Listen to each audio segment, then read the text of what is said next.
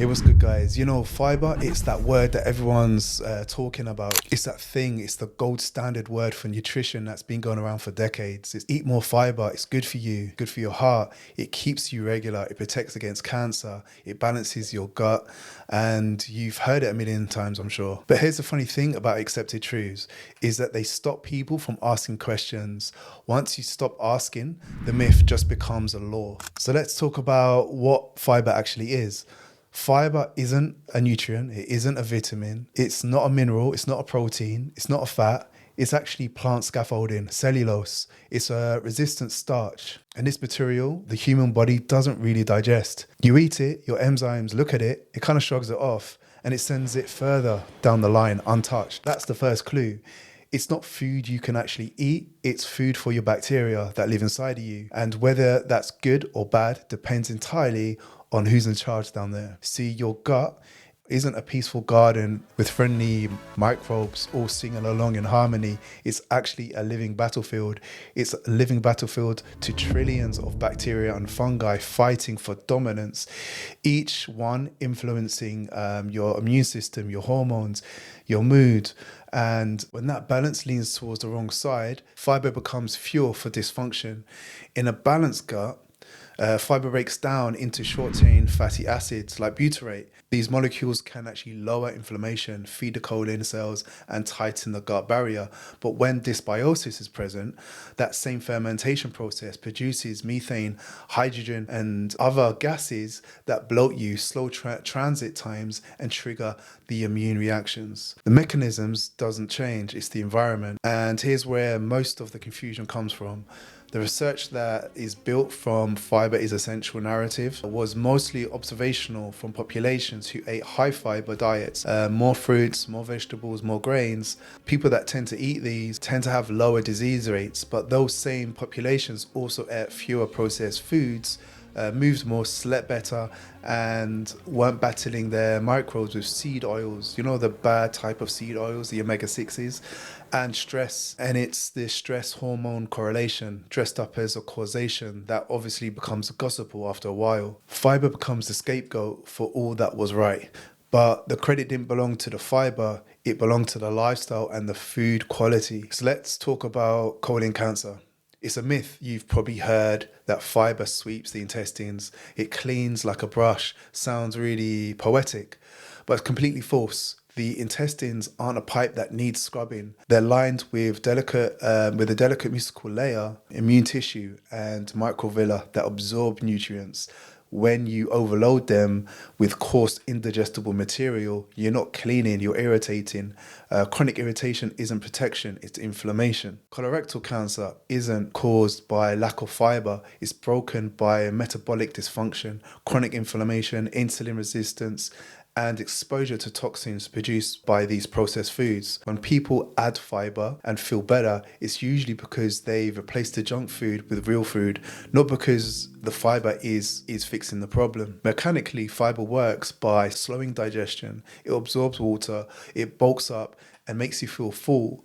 For people who have lived on refined carbs and sugar, that definitely can help. It spikes and gives the illusion of stability. But if you already eat a nutrient-dense, high-fat, high-protein meal, slowing gastric emptying further can mean stagnation. Food sits longer, fermentation increases, the gut inflates, you feel heavier after meals. That's not nourished. Fiber is marketed as a metabolic ally, but it's in the wrong context. It becomes a metabolic tax in a way. Think of the gut like a ecosystem. Fiber is the rainfall in a lush forest. The rainfall sustains life. In a flooded swamp, it drowns it. It's the same input, totally different outcome. The human body doesn't depend on fiber to survive. Hunter-gatherer populations thrived for millennia on diets that were sometimes extremely low on fiber, depending on the season and obviously the geography. What kept their guts healthy wasn't the bran or the oats, it was diversity of real foods, fasting cycles, clean water, movement, and low chronic stress. Their microbiomes are adapted to produce short-chain fatty acids directly from fat and protein breakdown. You can make butyrate from fiber, sure, but you can also generate similar compounds through the metabolism of amino acids and saturated fats. Your colon cells don't care whether it's butyrate from kale or from steak. They care that the environment is clean, the signal is clear. But marketing loves simplicity. Eat more fiber is easier to sell than just heal your gut terrain. So fiber becomes a religion. People brag about their high fiber cereals like it's a badge or virtue or honor, not realizing they're pouring synthetic vitamins and insoluble plant husks into an already confused digestive system. If you wanted to talk about the nervous system link, because this is where it really gets interesting. The vagus nerve runs from your brainstem through to your chest and into your gut. It's the communication highway. I'm sure you guys have heard me speak about it before, but it's also for digestion. So when you're in a sympathetic fight and flight state, your digestion shuts down, blood moves away from your gut, enzymes drop, bile thickens, stomach acid dilutes. Even healthy food starts to ferment. And if you add high fiber foods into the mix, and on top of that, your body can't process it properly. It ferments faster, produces more gas, and triggers that exact distension signal your body interprets as stress. So fiber in a dysregulated system amplifies the very state that caused the problem. And that's the paradox where what's supposed to heal the gut can feed the dysfunction if the foundation isn't there. And here's the part almost no one says out loud. The body adapts when you remove excessive fiber from a diet. After a short transition, digestion often improves, less bloating, a flatter stomach, better absorption, more consistent energy. That's because you've reduced the mechanical and bacterial workload.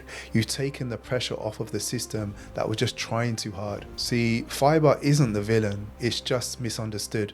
The body doesn't need more of it, it just needs better context for it. On a biomechanical level, the short-chain fatty acids everyone praises, butyrate, that doesn't come from fiber directly. They come from the fermentation of the fiber by the bacteria, which means you need the right microbial cast to begin with. If your gut flora is tilted, low, or diversity is poor, motility, low bile flow, you will generate a completely different chemical profile from the same foods. I'll give you an example. You might produce beneficial SCFAs, or you might produce D-lactate acid and hydrogen compounds that inflame the intestinal wall, slow motility, and create a kind of like a brain fog. That's why two people can eat the same salad or the same meal. One feels lighter and clear, while the other feels foggy.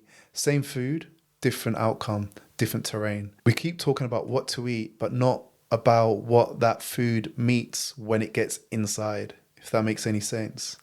And that's what this conversation really comes down to. It comes down to context. Fiber isn't inherently good or bad, it's just conditional. Its benefits depend on what it meets in your stomach, acid, your bile quality, your microbe diversity, your stress response, and your overall metabolic health. It's time to retire this simplistic idea that fiber equals health. Fiber is structural. It has its purpose. It slows and binds and carries. It's not magical.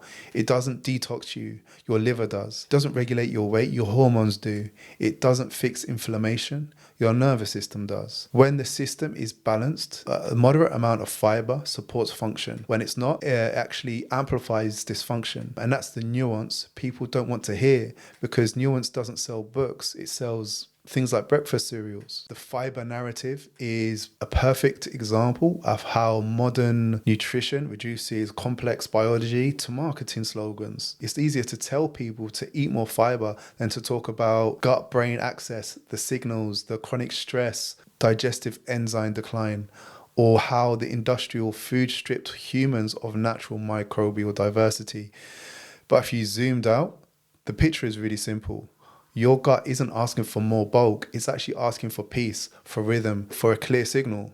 Fiber can play a role for sure, but that's not the main character. It's like a supporting actor, and it only shines when the stage is set right. So the next time someone tells you fiber is the key, remember this: the human body doesn't run on fiber, it runs on function. It runs on balance, not bulk.